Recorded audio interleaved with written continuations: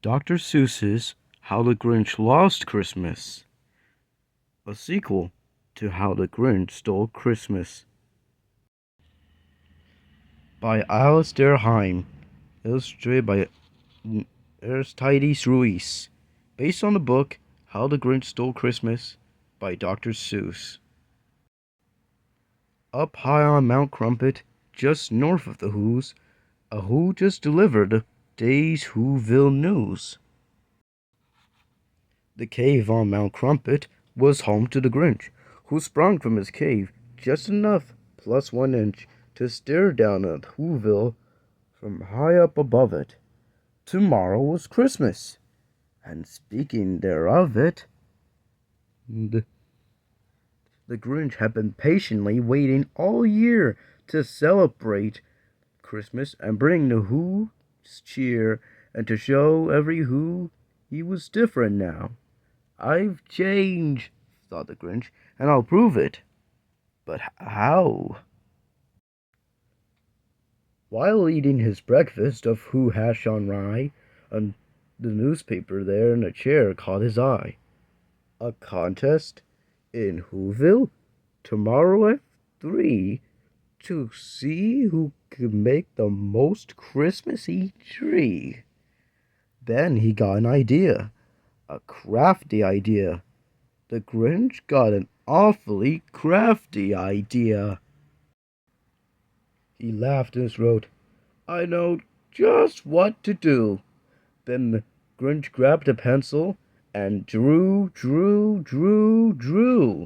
With a plan in his hand, the Grinch hiked to Who Wood, where he found the most Christmassy tree that he could, and he chopped at the tree with his tree-chopping axe, till the tree he was chopping fell down next to Max.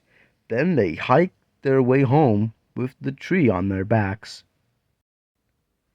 "Our cellar has all the things we will use to start decorating our tree for the Who's. Grab ribbons," he shouted. "Grab bunches of bows.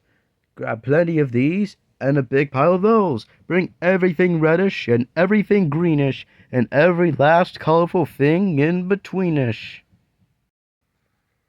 I'll win," he was Grinchishly humming. Then, all of a sudden, he heard someone coming. "Now, who could that be?" the Grinch said with a sneer. He turned round fast, and then who could appear? Right there in the hallway stood Cindy Lou Who, the sweetest of all the Who's that he knew. "Hello," she exclaimed. "I have something to ask. I do hope this isn't a bothersome task. I've come here to ask a small favor, you see. If you have time and could make one for me." The Grinch interrupted her tiny request. "My dear," he replied, "it would really be best to ask me tomorrow on Christmas, you see. Right now, I must finish my prize-winning tree." "Perhaps I can help you," sweet Cindy Lou Who said, but the Grinch simply patted the Who on her head. Then he shooed her outside and replied, "Don't be silly. Do run along home now before it gets chilly." Throughout the whole day and late into the night, he worked on that tree, till that tree was just right. "I've done it," he shouted. "It's perfectly grand.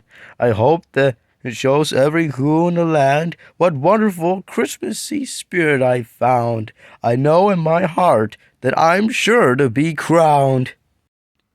At 1:15, with the sun rising fast, the Who's were awake. It was Christmas at last. The bells round Whoville were ringing and dinging. The Who's down Whoville were merrily singing. The Grinch ran outside and cried, "Christmas is here!"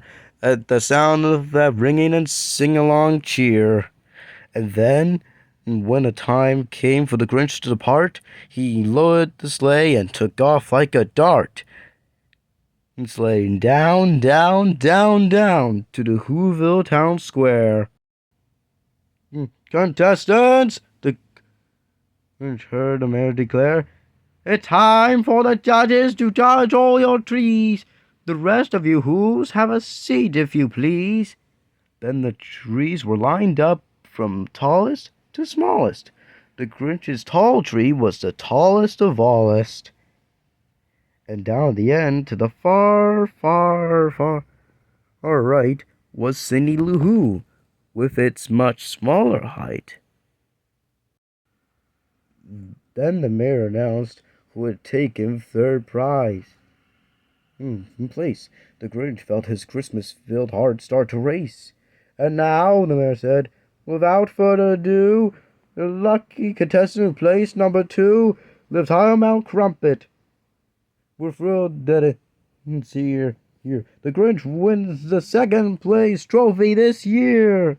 The Grinch felt a shock as his heart turned ice cold. He felt it start shrinking.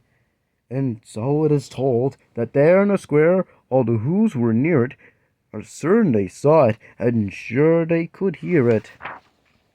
The moment the Grinch lost his Christmassy spirit, his arms started itching, his legs started twitching, then both of his eyes started twitching and itching, and that Christmas-filled heart, well, it shrunk down. I've been robbed, the Grinch snarled, and I'm through with this town. The Grinch stuffed his tree with his ramshackle sleigh. Then he lugged it and tugged it and hauled it away, as Max tried his hardest to get him to stay. The Who's were all speechless, unsure what to say. The Grinch climbed and climbed as his heart grew more frozen. While back at the contest, a winner was chosen. Today, on the merriest day in the land, the mayor declared with his Who horn in hand, I give you our winner. She's not more than 3. It's Cindy Lou who has made the best tree. The Who girl asked every Who there that day to make her an ornament she could display to celebrate Who-ville and everyone in it. She'd enter the contest, not thinking she'd win it. The Grinch heard the mayor from high and peak. Then Cindy Lou Who grabbed the Who horn to speak. I wanted to make all of Who-ville a tree with ornaments each of you Who's made for me. But there was one ornament missing, you see.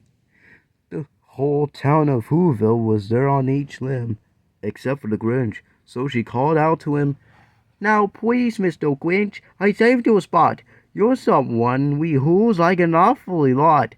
This tree is for Who-ville. You're part of it too.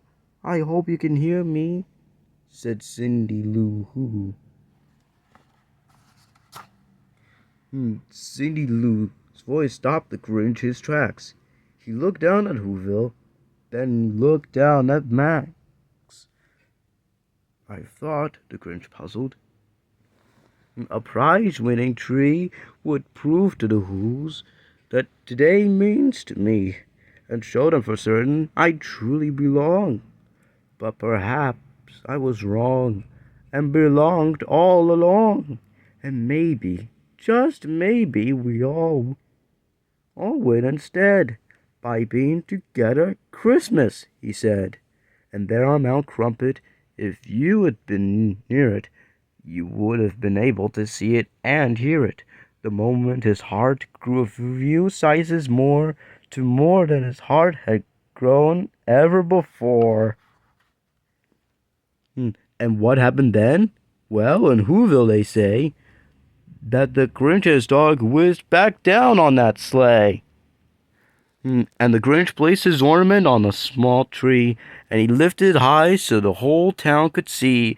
The Who's all hooray, then they jumped to their feet, as the Grinch grinned and said, Now our tree is complete. And the mayor declared, We have one thing to do to make it official for Cindy Lou Who. Would you do the honors? He pointed and said. And the Grinch he himself placed the crown on her head. The end. Merry Christmas, young. Stand heart to heart and hand in hand. No Muslims were harmed in the making of Grinchmas. Also, I have Grinch sweater, a Grinch pajamas, these sleeping bags.